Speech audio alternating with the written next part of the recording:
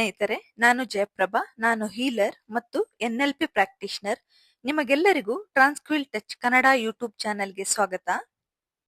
ನಿಮ್ಮ ಮನೆಯಲ್ಲಿ ನೀವು ಎಷ್ಟೇ ಕಷ್ಟಪಡ್ತಿದ್ರು ನಿಮ್ಗೆ ಯಾರು ಸಪೋರ್ಟ್ ಮಾಡ್ತಾ ಇಲ್ವಾ? ನಿಮಗೆ ಯಾರು ಕೂಡ ಹೆಲ್ಪ್ ಮಾಡ್ತಾ ಇಲ್ವಾ? ನಿಮ್ಮನ್ನು ಎನಿಮಿ ತರ ನೋಡ್ತಿದಾರಾ?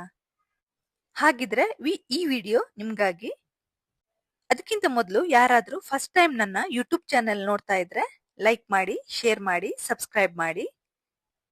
ಬನ್ನಿ, ನಿಮ್ಮ ಫ್ಯಾಮಿಲಿಯವರು ಯಾಕೆ ಈ ತರ ಮಾಡ್ತಾರಂತ ನೋಡೋಣ. ಕ್ಯಾಶುಯಲ್ ಆಗಿ ನೋಡೋದಾದ್ರೆ ಫ್ಯಾಮಿಲಿಯವರು ನಿಮ್ಗೆ ಸಪೋರ್ಟ್ ಮಾಡ್ತಾ ಇಲ್ಲ ಅಂದ್ರೆ ಅವರು ನಿಮ್ಮನ್ನು ಇಷ್ಟಪಡುತ್ತಿಲ್ಲ ಅಂತ ಅಲ್ಲ. ಅವರು ನಿಮ್ಗಿಂತಲೂ ಹೆಚ್ಚಾಗಿ ಜೀವನದಲ್ಲಿ ಅನುಭವ ಇರ್ಬೋದು. ಹಾಗೆ ಅವರು ನಿಮ್ಮ ಫ್ಯೂಚರ್ ಬಗ್ಗೆ ಜಾಸ್ತಿ ಆಲೋಚನೆ ಮಾಡ್ತಾ ಇರ್ಬೋದು.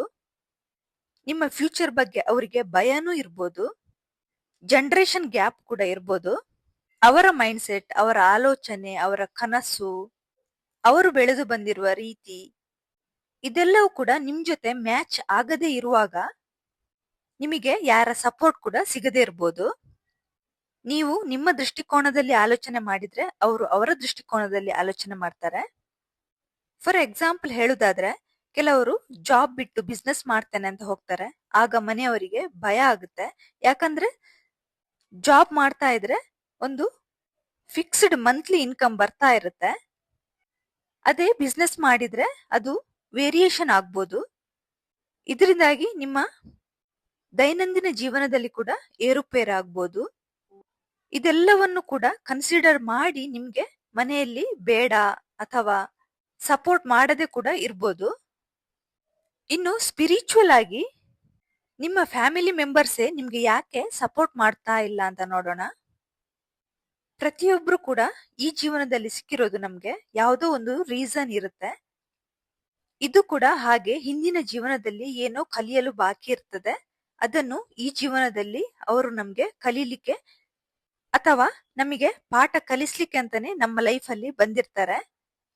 ಇದು ಹೇಗೆ ಹೇಳ್ಬೋದಂದ್ರೆ, ಸಿಂಪಲ್ ಆಗಿ ಅರ್ಥ ಮಾಡಿಕೊಳ್ಳೋದಾದ್ರೆ, ನೀವು ಅವರಿಗೆ ಹಿಂದಿನ ಜೀವನದಲ್ಲಿ ಯಾವುದೋ ಒಂದು ಲಾಸ್ ಅನ್ನು ತಡೆದಿರ್ಬೋದು.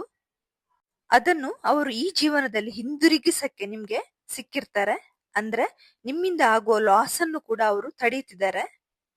ಅಥವಾ ಇನ್ನೊಂದು ಅರ್ಥದಲ್ಲಿ ಹೇಳುದಾದ್ರೆ, ನೀವು ಹಿಂದಿನ ಜೀವನದಲ್ಲಿ ಅವರಿಗೆ ಯಾವುದಕ್ಕೆ ಕೂಡ ಸಪೋರ್ಟ್ ಮಾಡಿರ್ಲಿಕ್ಕಿಲ್ಲ.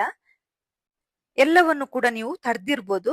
ಅದನ್ನು ಅವರು ಈ ಜೀವನದಲ್ಲಿ ಅದನ್ನೇ ನಿಮ್ಮಲ್ಲಿ ರಿಪೀಟ್ ಮಾಡ್ತಾ ಇದ್ದಾರೆ ಅಂತ ಹೇಳ್ಬೋದು. ಅವರು ಈಗ ನಿಮ್ಮ ಜೊತೆ ಆತರ ಇರೋದ್ರಿಂದ ನಿಮ್ಮ ಸೋಲ್ ಗ್ರೋತಿಗೆ ಸಹಾಯ ಆಗುತ್ತೆ. ಅವರು ನಿಮ್ ಜೊತೆ ಆತರ ಇರೋದ್ರಿಂದ ನೀವು ಇನ್ನೂ ಸ್ಟ್ರಾಂಗ್ ಆಗ್ತೀರಾ. ಅವರ ಮೇಲೆ ಜಾಸ್ತಿ ಡಿಪೆಂಡ್ ಆಗಲ್ಲ. ನಿಮಗೆ ಲೈಫಲ್ಲಿ ಏನ್ ಮಾಡ್ಬೇಕು ಅಂತ ಇರುತ್ತೆ ಅದ್ರ ಬಗ್ಗೆ ನೀವು ಡೀಪ್ ಆಗಿ ಸ್ಟಡಿ ಮಾಡ್ತೀರಾ. ಈ ತರ ನಿಮಗೆ ಯಾರು ಫ್ಯಾಮಿಲಿಯಲ್ಲಿ ಸಪೋರ್ಟ್ ಮಾಡದೇ ಇರುವಂತಹ ಫ್ಯಾಮಿಲಿ ಮೆಂಬರ್ ಸಿಕ್ಕಿದ್ರೆ ನಿಮ್ಮ ಸೋಲ್ ಗ್ರೋತಿಗೆ ಬಹಳ ಹೆಲ್ಪ್ ಆಗುತ್ತೆ ಅಂತ ಹೇಳ್ಬೋದು. ಹಾಗೆ ನಾನು ಎಷ್ಟೋ ವಿಡಿಯೋಗಳಲ್ಲಿ ಹೇಳಿದ್ದೀನಿ, ಪ್ರತಿಯೊಬ್ರು ನಮ್ಮ ಜೀವನದಲ್ಲಿ ಬಂದಿರೋದು ಎಲ್ಲವೂ ನಮ್ಮ ಹಳೆಯ ಜೀವನದ ಕರ್ಮಗಳಿಂದ. ನಮಗೆ ನಮ್ಮ ಫ್ಯಾಮಿಲಿ ಮೆಂಬರ್ಸೇ ಯಾವಾಗ ಸಪೋರ್ಟ್ ಮಾಡಲ್ಲ ಆವಾಗ ನಮ್ಮಲ್ಲಿ ತುಂಬಾ ತಾಳ್ಮೆ ಅನ್ನುವಂಥದ್ದು ಬರುತ್ತೆ. ಹಾಗೆ ಇಂಡಿಪೆಂಡೆಂಟ್ ಆಗಿ ಬೆಳಿತೀವಿ. ಅದರ ಜೊತೆಗೆ ತುಂಬಾ ಸ್ಟ್ರಾಂಗ್ ಆಗ್ತೇವೆ. ಅದರ ಜೊತೆಗೆ ಅವರನ್ನು ಕೂಡ ನಾವು ಕ್ಷಮಿಸ್ತೇವೆ. ಇನ್ನು ಕೆಲವರು ಫ್ಯಾಮಿಲಿ ಮೆಂಬರ್ಸ್ ಯಾಕೆ ನಿಮ್ಗೆ ಸಪೋರ್ಟ್ ಮಾಡಲ್ಲ ಅಂದ್ರೆ, ಅವರ ಎನರ್ಜಿ ಮತ್ತೆ ನಿಮ್ಮ ಎನರ್ಜಿ ಮ್ಯಾಚ್ ಆಗದೆ ಇರ್ಬೋದು. ಅಂದ್ರೆ ನೀವು ಸ್ವಲ್ಪ ಸ್ಪಿರಿಚುವಲ್ ಆಗಿದ್ರೆ ಅವರಿಗೆ ಭಯ ಕೂಡ ಉಂಟಾಗ್ಬೋದು. ಕೆಲವರು ತುಂಬಾ ಲಾಜಿಕ್ ಆಗಿ ಮಾತನಾಡ್ತಾರೆ. ಅಂತವರಿಗೆಲ್ಲ ಸ್ಪಿರಿಚುವಲ್ ಆಗಿ ಮಾತನಾಡುವಾಗ ತುಂಬಾ ಭಯ ಆಗುತ್ತೆ. ಎಷ್ಟೋ ಪೇರೆಂಟ್ಸಿಗೆ ನಮ್ಮ ಮಕ್ಕಳು ಇದನ್ನೇ ಓದ್ಬೇಕು, ಇದೇ ಜಾಬ್ ಮಾಡ್ಬೇಕು, ಹೀಗೆ ಇರ್ಬೇಕು ಅಂತೆಲ್ಲ ಕನಸು ಕಟ್ಟಿರ್ತಾರೆ. ಆಗ ನಿಮ್ಮನ್ನ ನೋಡುವಾಗ ಅವರಿಗೆ ಮೈಂಡ್ ತುಂಬಾ ಡಿಸ್ಟರ್ಬ್ ಆಗ್ಬೋದು. ನಾವು ಏನೋ ಅಂದ್ಕೊಂಡಿದೀವಿ, ಇವ್ರು ಏನೋ ಮಾಡ್ತಿದ್ದಾರೆ ಅಂತ ಅನಿಸ್ಬೋದು. ಹಾಗೆ ಅವರ ಸುತ್ತಮುತ್ತ ಇರೋ ಜನರು, ಫ್ಯಾಮಿಲಿ ಏನ್ ಅನ್ಕೋತಾರೆ ಇದೆಲ್ಲ ಕೂಡ ಅವರು ಆಲೋಚನೆ ಮಾಡ್ತಾರೆ. ಕೆಲವು ಪೇರೆಂಟ್ಸ್ ಎಷ್ಟು ಆಲೋಚನೆ ಮಾಡ್ತಾರೆ ಅಂದ್ರೆ, ಅಯ್ಯೋ ನಾವು ಎಷ್ಟು ಆಸ್ತಿ ಮಾಡಿಟ್ಟಿದೀವಿ ಮಕ್ಕಳಿಗೆ ಅಂತ, ಮಕ್ಕಳು ಆಧ್ಯಾತ್ಮಿಕ ಸೇರಿದ್ದಾರೆ, ಈ ತರ ಎಲ್ಲ ತುಂಬಾ ಆಲೋಚನೆ ಮಾಡ್ತಾರೆ. ಅವರಿಗೆ ಭಯ ಉಂಟಾಗುತ್ತೆ. ಅದಕ್ಕೆ ಕೂಡ ಎಷ್ಟೋ ಪೇರೆಂಟ್ಸ್ ಅಥವಾ ನಿಮ್ಮ ಮನೆಯಲ್ಲಿರುವವರೇ ನಿಮ್ಗೆ ಸಪೋರ್ಟ್ ಮಾಡಲ್ಲ ಯಾವುದೇ ಕೆಲಸಕ್ಕೆ ಕೂಡ. ಎಷ್ಟೋ ಫ್ಯಾಮಿಲಿಗಳಲ್ಲಿ ಅವ್ರದೇ ಆಗಿರುವಂತಹ ಅವ್ರದೇ ಆಗಿರುವಂತ ನಂಬಿಕೆ, ಸಂಪ್ರದಾಯ ಎಲ್ಲಾನು ಇರುತ್ತೆ. ಆವಾಗ ಯಾವಾಗ ಆ ಸಂಪ್ರದಾಯಗಳಿಗೆಲ್ಲ ಬ್ರೇಕ್ ಬೀಳುತ್ತೆ, ಆವಾಗ ಅವರಿಗೆ ಭಯ ಉಂಟಾಗುತ್ತೆ. ಆವಾಗ ಬರುತ್ತೆ ನಮ್ಮ ಫ್ಯಾಮಿಲಿ, ನಮ್ಮ ಅಂತಸ್ತು, ನಮ್ಮ ಸಂಪ್ರದಾಯ ಈ ತರ ಎಲ್ಲ ಇರುವಾಗ ಕೂಡ ಯಾವ ಫ್ಯಾಮಿಲಿ ಮೆಂಬರ್ಸ್ ಕೂಡ ನಿಮಗೆ ಸಪೋರ್ಟ್ ಮಾಡದೇ ಇರ್ಬೋದು. ನಿಮಗೆ ಯಾರು ಸಪೋರ್ಟ್ ಮಾಡ್ತಾ ಇಲ್ಲ ಅಂದ್ರೆ ಅವ್ರ ಜೊತೆ ಜಗಳ ಮಾಡಕ್ಕೆ ಹೋಗ್ಬೇಡಿ. ಯಾವಾಗ ನೀವು ಅವ್ರ ಜೊತೆ ಫೈಟ್ ಮಾಡ್ತೀರಿ ಆವಾಗ ಇನ್ನೂ ಜಾಸ್ತಿ ಆಗುತ್ತೆ ವಾದ ವಿವಾದ ವಿನಃ ನಿಮ್ಮ ಎನರ್ಜಿ ಕೂಡ ನೀವು ಡ್ರೈನ್ ಮಾಡ್ಕೋಬೇಡಿ. ಇಂಥ ಸಿಚುವೇಶನ್ ಅಲ್ಲಿ ನೀವು ಕೂಲ್ ಆಗಿ, ಕಾಮ್ ಆಗಿ, ಕಂಪೋಸ್ಡ್ ಆಗಿರಕ್ಕೆ ಟ್ರೈ ಮಾಡಿ. ನಿಮಗೆ ನಿಮ್ಮ ಫ್ಯಾಮಿಲಿ ಮೆಂಬರ್ಸ್ ಸಪೋರ್ಟ್ ಮಾಡಿಲ್ಲ ಅಂದ್ರು ಅವರಿಗೆ ಗ್ರಾಟಿಟ್ಯೂಡ್ ನ ಹೇಳ್ಕೊಳ್ಳಿ. ಧನ್ಯವಾದಗಳು ನಿಮಗೆ, ಯಾಕಂದ್ರೆ ನೀವು ನನ್ನ ಆತ್ಮದ ಬೆಳವಣಿಗೆಗೆ ಸಹಾಯ ಮಾಡಿದ್ದೀರಾ, ಹಾಗೆ ನನ್ನ ನಂಬಿಕೆಯನ್ನು ಇನ್ನಷ್ಟು ಜಾಸ್ತಿ ಮಾಡಿದ್ದೀರಾ, ನಿಮ್ಮಿಂದಾಗಿ ನನ್ನಲ್ಲಿ ತಾಳ್ಮೆ ಬಂದಿದೆ. ಈ ತರ ಗ್ರಾಟಿಟ್ಯೂಡ್ ನ ಹೇಳ್ಕೊಳ್ಳಿ.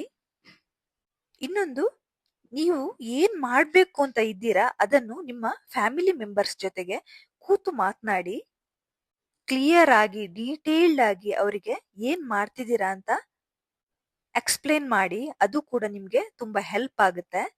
ಜಗಳ ಮಾಡೋದ್ ಬಿಟ್ಟು ಇದು ಮಾಡಿದ್ರೆ ಬಹಳ ಒಳ್ಳೇದು. ಇನ್ನು ಕೊನೆಯದಾಗಿ ಏನ್ ಹೇಳ್ಬೋದಂದ್ರೆ, ನಿಮ್ ಫ್ಯಾಮಿಲಿ ಮೆಂಬರ್ಸ್ ನಿಮ್ಗೆ ಸಪೋರ್ಟ್ ಮಾಡಿದ್ರು ಮಾಡದೇ ಇದ್ರು ಅದ್ರ ಬಗ್ಗೆ ಜಾಸ್ತಿ ವರಿ ಮಾಡಕ್ಕೆ ಹೋಗ್ಬೇಡಿ. ಅವರು ಸಪೋರ್ಟ್ ಮಾಡದೇ ಇದ್ರೆ ನೀವು ತುಂಬಾನೇ ಸ್ಟ್ರಾಂಗ್ ಆಗ್ತೀರಾ, ಹಾಗೆ ನಿಮ್ಮ ಸೋಲ್ ಪರ್ಪಸ್ ಏನು ಅಂತ ನಿಮ್ಗೆ ಗೊತ್ತಾಗುತ್ತೆ. ಯಾರಿಂದ ಕೂಡ ಜಾಸ್ತಿ ಎಕ್ಸ್ಪೆಕ್ಟೇಷನ್ ಇಟ್ಕೋಬೇಡಿ. ನಿಮ್ಮ ಗೋಲ್ಸ್ ಏನಿದೆ ಅದ್ರ ಮೇಲೆ ಕಾನ್ಸಂಟ್ರೇಷನ್ ಮಾಡ್ಕೊಳ್ಳಿ. ಇವತ್ತಿನ ವಿಡಿಯೋ ಇಷ್ಟ ಆದ್ರೆ ಲೈಕ್ ಮಾಡಿ, ಶೇರ್ ಮಾಡಿ, ಸಬ್ಸ್ಕ್ರೈಬ್ ಮಾಡಿ. Thank you for watching.